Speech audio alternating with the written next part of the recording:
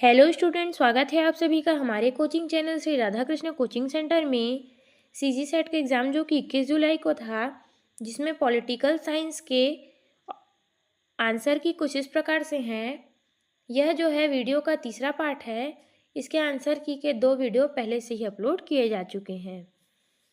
तो 51 नंबर का क्वेश्चन है हमारा, गुट निरपेक्ष देशों का पहला शिखर सम्मेलन किस वर्ष हुआ था? 1961 में, 1962 में, 1963 में, 1964 में। तो इसका सही आंसर हो जाएगा ऑप्शन ए 1961 में। अगला क्वेश्चन है, बेलग्रेड नाम सम्मेलन के प्रमुख विषय निम्न में से क्या थे?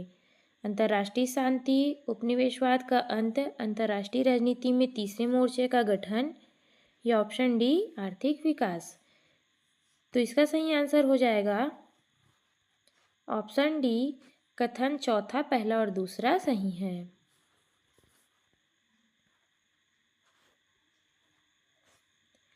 बांडुंग सम्मेलन 1955 के विषय में क्या सही है?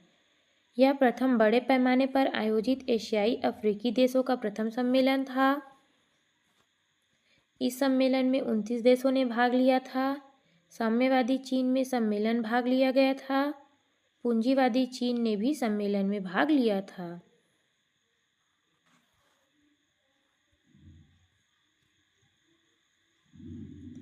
तो इसका सही आंसर हो जाएगा ऑप्शन नंबर सी, अर्थात पहला, दूसरा और तीसरा कथन सही है।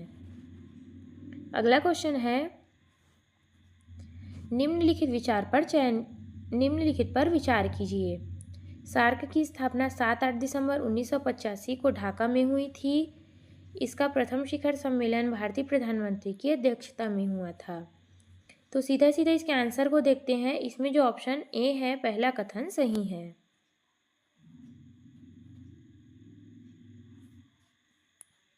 अगला क्वेश्चन है, एक्ट ईस्ट पॉलिसी के संस्थापक कौन थे?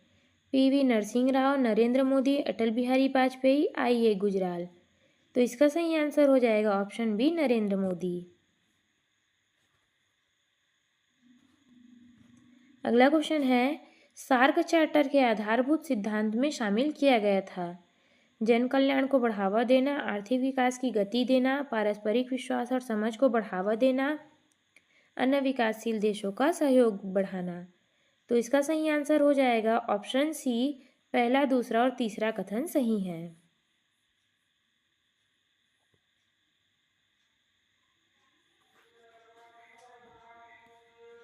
अगला क्वेश्चन है, सार्क के किस शिखर सम्मेलन में सॉफ्टा दक्षिण एशियाई मुक्त व्यापार का गठन हुआ था? 10वां शिखर सम्मेलन, 12वां शिखर सम्मेलन, 14वां शिखर सम्मेलन, 15वां शिखर सम्मेलन। तो इसका सही आंसर हो जाएगा ऑप्शन बी 12वां शिखर सम्मेलन। अगला क्वेश्चन है, मोतियों की माला शब्दावली का प्रयोग करने वाला कौन था? मार्जियाली, फ्रांसिस्को ओबिनो, ब्रूस एलन, या मंजर अब्दुल। तो इसका सही आंसर हो जाएगा ऑप्शन सी हो जाएगा ब्रूज एलन।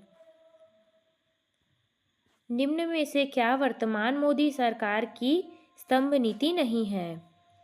सभी देशों में संप्रभुता की संवाद, सुरक्षा या प्रतियोगिता।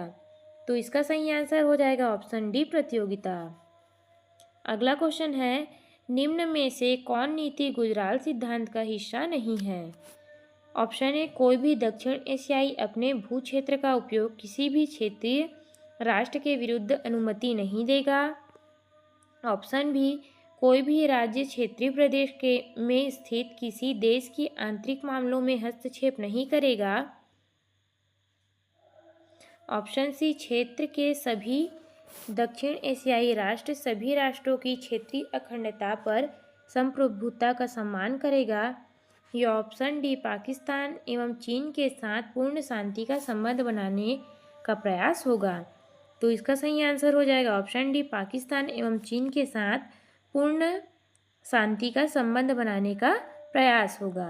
अगला क्वेश्चन है, साधनों की अयोग्यता संबंधी विवाद पर कौन निर्णय देता है? राष्ट्रपति, संबंधित संसद, निर्वाचन आयोग, या ऑप्शन डी हो जाएगा निर्वाचन आयोग के परामर्श राष्ट्रपति। तो इसका सही आंसर हो जाएगा ऑप्शन डी, निर्वाचन आयोग के परामर्श राष्ट्रपति। राष्ट्रपति पर महाभियोग संविधान के किस अनुच्छेद के तहत चलाया जा सकता है? अनुच्छेद 56, अनुच्छेद 61, अनुच्छेद 75, अनुच्छेद 76। तो इसका सही आंसर हो जाएगा ऑप्शन बी, अनुच्छेद 61। सर्वोच्च न्यायालय के न्यायाधीशों, नियंत्रक, महालेखा परीक्षक और मुख्य निर्वाचन आयुक्त मध्य किन विषय में समानता है? ऑप्शन ए वेतन, नियुक्ति, कार्यकाल, पदच्युत प्रक्रिया। तो इसका सही आंसर हो जाएगा ऑप्शन ए, वेतन और नियुक्ति इसका सही आंसर होगा। यदि राष्ट्रपति संसद के संयुक्त सत्र के लिए सूचना जारी करता है तो इसी बीच लोकसभा का विघटन हो जाए तो क्या होगा? राष्ट्रपति इस विषय पर निर्णय लेंगे, विधेयक व्यपगत हो जाएगा, संसद का संयुक्त सत्र यथासंभव होगा, या ऑप्शन डी, संसद का संयुक्त सत्र यथासंभव नहीं होगा। तो इसका सही आंसर हो जाएगा ऑप्शन डी, संसद का संयुक्त यथासंभव नहीं होगा। निम्नलिखित में से कौन नेहरू समिति 1928 के सदस्य नहीं है? सर अलियम, जवाहरलाल नेहरू, मोतीलाल नेहरू, सुभाष चंद्र बोस। तो इसका सही आंसर हो जाएगा ऑप्शन बी, जवाहरलाल नेहरू। अगला क्वेश्चन है, जिसमें लोकसभा द्वारा स्वीकृत की जाने वाली सभी मांगे तथा संचित निधि प्रभार शामिल होते हैं, उस विधेयक को क्या कहते हैं? मांग विधेयक, वित्त विधेयक, विनियोग विधेयक, मुद्रा निधि विधेयक। तो इसका सही आंसर हो जाएगा ऑप्शन सी, विनियोग विधेयक। भारतीय संविधान की कौन सी धारा राज्य के लोगों के कल्याण की वृद्धि के लिए सामाजिक व्यवस्था को सुनिश्चित करने का निर्देश देती है? ऑप्शन ए 42, अनुच्छेद 38, अनुच्छेद 164 या अनुच्छेद 338। तो इसका सही आंसर हो जाएगा ऑप्शन बी, अनुच्छेद 38। अगला क्वेश्चन है, भारतीय न्यायपालिका के संदर्भ में निम्नलिखित घटनाओं के कालक्रम को सजाए। तो इसका सही आंसर हो जाएगा ऑप्शन सी, पहला कथन, फिर चौथा कथन, फिर तीसरा कथन, फिर दूसरा कथन। अगला क्वेश्चन है, निम्न में से कौन अपने पद की शपथ लेते हैं? राष्ट्रपति, उपराष्ट्रपति, स्पीकर, राज्यसभा में सभापति। तो इसका सही आंसर हो जाएगा ऑप्शन डी, सभी जो है इसमें आएगा आंसर। भारत के संविधान के किस अनुच्छेद में कार्योत्तर कानूनों के संरक्षण का प्रावधान किया गया है? अनुच्छेद 20 में, अनुच्छेद 16 में, अनुच्छेद 21 में, अनुच्छेद 19 में।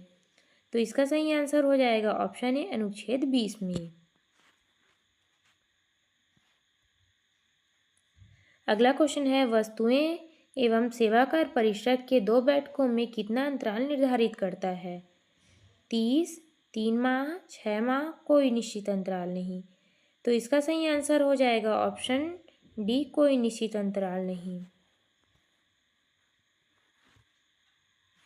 अगला क्वेश्चन है, राज्य के एक नीति निर्देशक तत्व के रूप में समान नागरिक संहिता प्रावधानित है। अनुच्छेद 43 में, अनुच्छेद 44 में, अनुच्छेद 46 में, अनुच्छेद 48 में। तो इसका सही आंसर हो जाएगा ऑप्शन बी, अनुच्छेद 44 में। अगला क्वेश्चन है, भारत के दल बदल विरोधी कानून लागू होता है लोकसभा पर, संसद पर, विधानमंडल पर, स्थानीय नगरीय पर या स्थानीय ग्रामीण निकाय पर? तो इसका सही आंसर हो जाएगा ऑप्शन बी, कथन दूसरा और तीसरा पर, अर्थात संसद पर और विधानमंडलों पर। अगला क्वेश्चन है, सही क्या है? वे दल जिन्होंने विधानसभा या आम चुनाव पर एक निश्चित प्रतिशत मत प्राप्त किया न हो उन्हें गैर मान्यता प्राप्त दल कहा जाता है। या दूसरा कथन है, वे दल जिन्हें पंजीकृत होने की तिथि के बाद कभी भी चुनाव न लड़ा हो उन्हें गैर मान्यता प्राप्त दल कहा जाता है। तो इसका हो जाएगा ऑप्शन सी, कथन 1 और 2 दोनों सही हैं। अगला क्वेश्चन है, लोकवाद की संकल्पना उद्देश्य उद्गम देश कौन सा है? भारत, ऑस्ट्रेलिया, यूनाइटेड किंगडम, संयुक्त राष्ट्र अमेरिका। तो इसका सही आंसर हो जाएगा ऑप्शन डी, संयुक्त राष्ट्र अमेरिका।